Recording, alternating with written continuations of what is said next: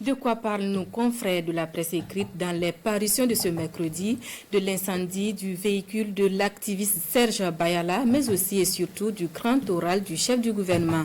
La lecture croisée des journaux du jour est faite pour nous par Sekou Zongo. À la une de Sidouaya, cette photo du Premier ministre Albert Ouedraogo.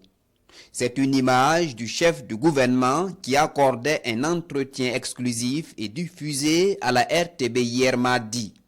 Le journal de tous les Burkinabés, lui, propose une retranscription intégrale de cet entretien. L'humanitaire, la sécurité, la gouvernance, la refonte de l'État, la politique extérieure du Burkina, autant de questions abordées par les journalistes de la presse nationale avec Albert Ouedraogo.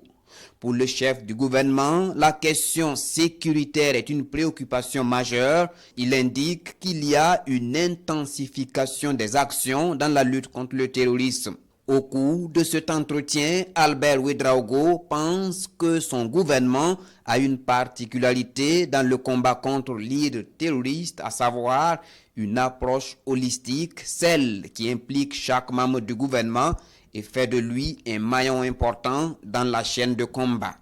La lutte contre le terrorisme est un combat de longue haleine, Albert Ouedraogo le reconnaît, mais se dit déterminé à tenir la baraque avec l'accompagnement de tous.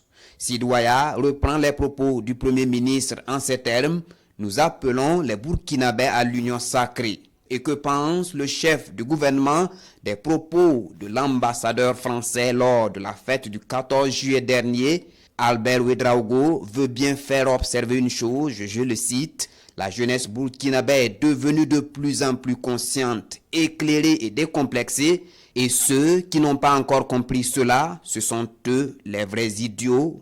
Fin de citation. Un passage à retrouver dans les colonnes de Sidouaya.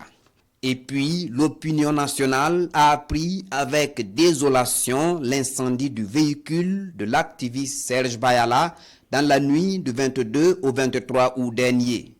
Et l'actualité est relayée par les journaux. Faut-il craindre un retour des vieux démons? En tous les cas, en attendant que l'enquête livre ses résultats, le balai citoyen lui dénonce un acte criminel à travers un communiqué publié par Aujourd'hui Faso. Dans le communiqué, le balai citoyen pense que les auteurs de ces actes sont à la solde de sombres individus, mais qu'ils se le tiennent pour dit, ces intimidations ne pourront dévier les combattants de la liberté de leur vision, à savoir faire du Burkina Faso une société juste et prospère.